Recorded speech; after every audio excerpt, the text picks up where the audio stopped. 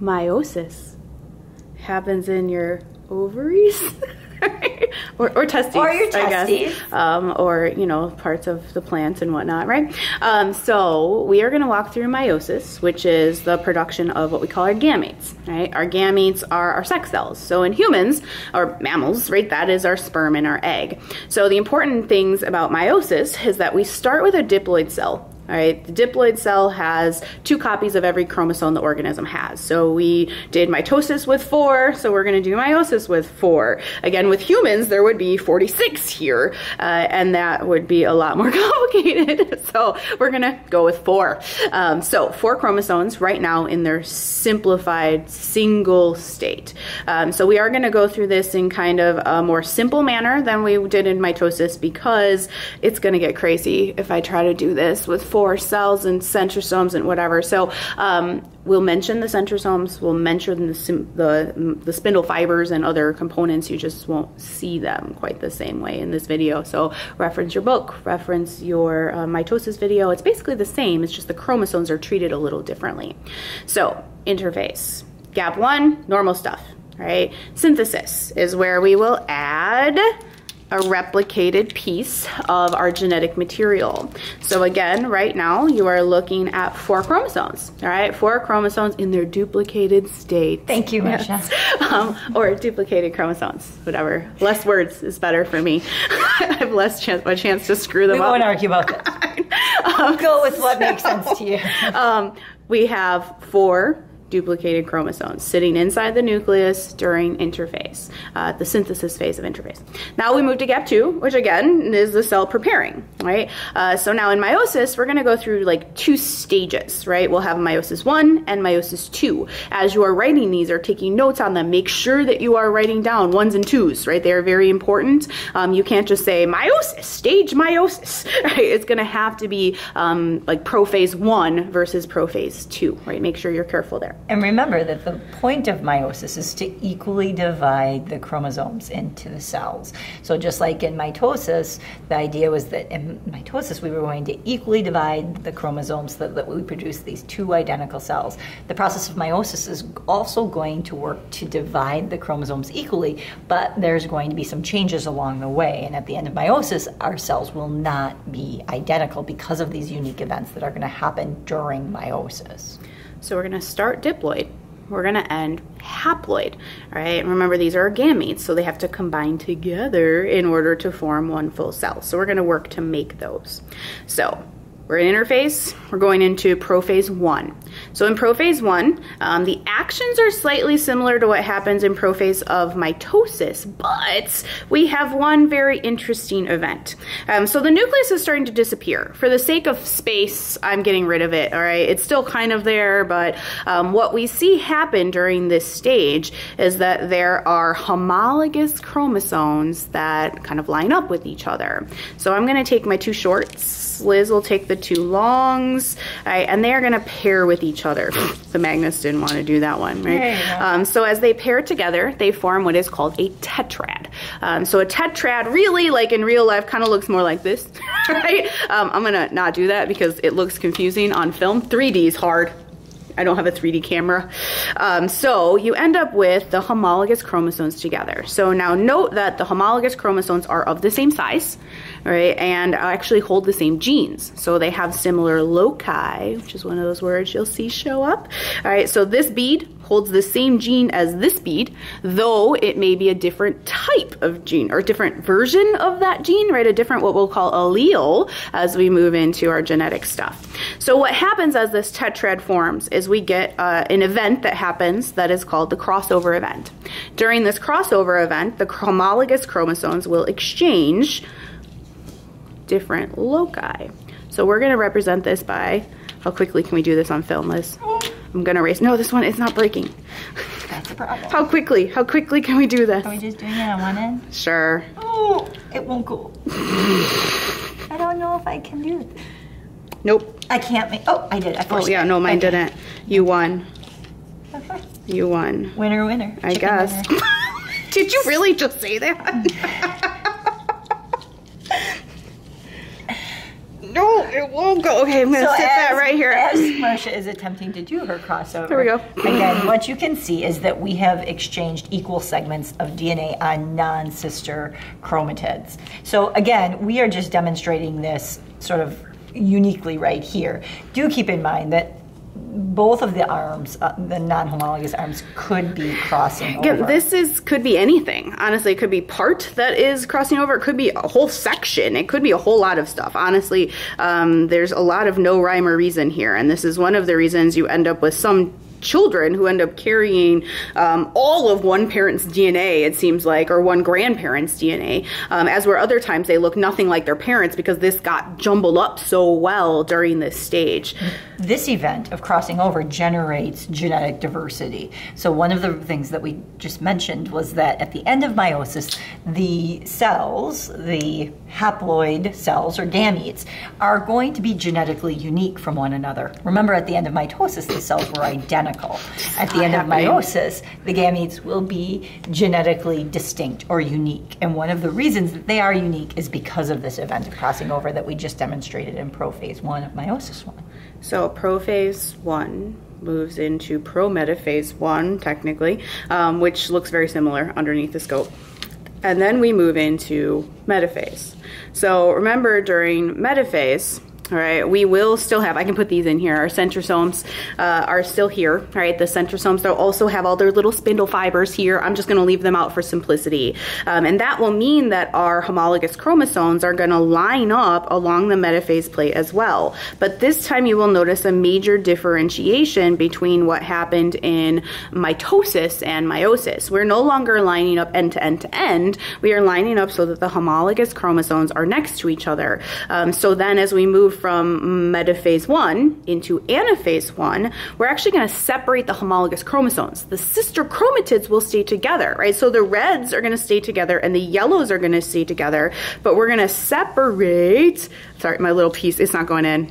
It's okay. It's just not. Sorry. It's okay. Pretend it will. Okay. These are really great production values that you get here. Now, one of the things that we'll talk about is that the way that we line these chromosomes up, right? It just so happened that this homologous pair and this homologous pair, the yellow was of the long pair was on the top side, and the yellow of the small was on the bottom side. It is just as likely that when the homologous chromosomes aligned on the metaphase plate, that they could have lined up in this orientation, where now you see that both the yellow long and the yellow short pairs, or homologous chromosomes, or individual chromosomes, short and long, are on the same side, being the top. And when we separate, it would look more like this, right? It would look more like this. This aligning on the metaphase plate and the orientation and how the chromosomes line is called independent assortment. And an independent assortment, it also generates genetic diversity depending on how the chromosome pairs align. Again, keep in mind, if they had aligned this way, then if we're talking about the yellows, let's just say being maternal chromosomes, you would end up with more maternal material in one cell, more paternal material in a separate, paternal DNA in a separate cell. Again, how they line up is very arbitrary, right? Does it really matter that the yellows are on one side or the yellow or red, or how they line up? No, not as long as there's no mutation that's attributed to the chromosome. What's important is that this cell over here eventually is going to have a number 1, a number 2, a number 3, a number 4. This cell's going to have a number 1, a number 2, a number 3, a number 4. But again, depending on which chromosomes line up on what side of the metaphase plate, will introduce genetic diversity in regards to what DNA ends up in those daughter cells. This is why I look just like my grandmother. There you go. Just saying. All right, so let's put me back over here, and this here. Okay. All right, so metaphase 1 is going to have a lining up of our homologous chromosomes in an independent assortment. As we move into anaphase 1, the spindle fibers are going to pull these suckers apart, right, and we are going to end up at each cell. Right, so we now have one set of shorts and one set of longs on each side, right? And that is an important component. Right? It's an important thing to notice here. And from here, we're going to go through telophase 1. And during telophase 1, the cell will go through cytokinesis. As we end that, you maybe will see the nucleus reform a little bit because cell signaling gets confused, or it just is in its own little world, right? It just does what it thinks it's supposed to. And they might be there. But as we move then into prophase 1, from telophase 1 to prophase 2, the nuclei will basically not be there, right? During prophase 2, the cell is going to just kind of jump into pro-metaphase and then metaphase. To be honest, there's not a whole lot that happens in between there. So note, between telophase 1 and prophase 2, there is no interphase. There is no more synthesis. There is no gaps. There's no nothing. This is actually a very quick phase, which is really important because we don't want to add more DNA. Like that would just add more chaos and too many chromosomes, and you'd end up with cells. And do take note of the number of chromosomes that you have in your cell after telophase. I just pretend 1, this is right? here. If you pretend that that's there and we have 2 separate cells, you can see already that we've halved the amount of DNA, right? We started with our original cell with 4 chromosomes, right? All in the unduplicated state. We duplicated them, we went through crossing over, all of those different events that we've described. Where at the end, we're assuming we have 2 separate cells. We have the chromosomes in the nuclei, right? And you can see that we have 1 red, long, right? 1 short yellow. 1 long yellow, 1 short red. And so at this point, after meiosis 1, we have already halved the amount of genetic material. So the cells at this point are in a haploid state, not diploid. So that's an important difference. Remember, we're trying to reduce the number of chromosomes that are in each of our cells because, as Marcia had pointed out, the 2 gametes in fertilization are going to come together and form 1 single zygote. And so we have to halve the genetic material, but we can't finish yet because note that the chromosomes are still in the duplicated state, or the duplicated chromosomes exist, and we have to be able to yet separate these. So we can't stop yet. Even though we have haploid cells, we aren't quite finished. So at the end of meiosis 1, we have 2 haploid cells with 2 duplicated chromosomes in each one. So as we move in through prophase 2 and prometaphase 2, right, again, nuclear envelope is gone, chromosomes are all duplicated, like these are not really extensive. All these same things would be happening, right? The centrosomes would be present, our little spindle fibers would be there, and then we move pretty quickly into metaphase 2. So metaphase 2, what are you doing there? You want to take one? Oh, this piece, I tell you, that's a major fail on my part. So these again are 2 separate cells, right? You have your chromosomes lined up end to end. So this is cell 1 and cell 2. You have again your sister chromatids sitting with each other, right? And then all the chromosomes are going to be lined up end to end. This is pretty much identical to mitosis's metaphase. So metaphase 2 is very similar to metaphase of mitosis. And then really anaphase 2 will be similar to anaphase during mitosis. And basically what happens in each cell, you ready? Yep. The chromosomes are going to get pulled apart from each other. No, that piece! That's so mine. Oh, fail. That's fine, and what we will end up with then in anaphase is the separation of these chromosomes. So during anaphase 2, the sister chromatids will separate from each other. As they separate from each other, again, notice that each side is getting 1 long chromosome and 1 short chromosome. At this point, it doesn't matter. They really shouldn't be sticking together, but that's what's going to happen. And you should, I would say that's just magnets, that you should, again, notice that there's 1 short, 1 long.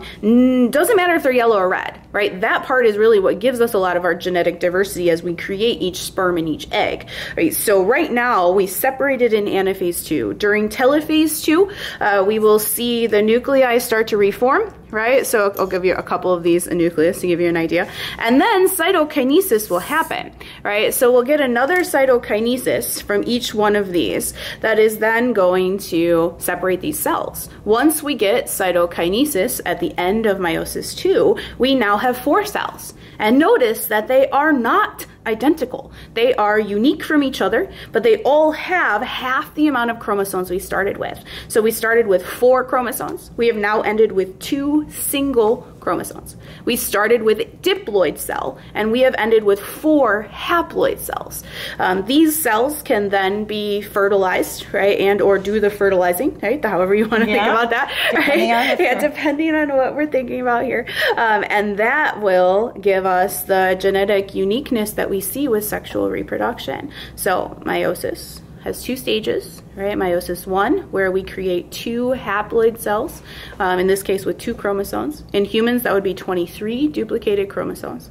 And at the end of meiosis 2, we end up with 4 single haploid cells that are very unique, and will have, in this case, 2 single chromosomes. In humans, there would be 23 single chromosomes. And do keep in mind that the differences that happened in this meiosis versus in mitosis. How did we create the diversity in regards to unique events like crossing over an independent assortment? Being able to understand those concepts is going to be important in regards to understanding why these are truly different cells. And we can also think that the very last bit of diversity that we can get is the fact that you get to pick your partner. Very true. Right? So by picking your partner, you are mixing your genetic material with their partial mixture of their genetic material to create one giggly, crying baby. Love it.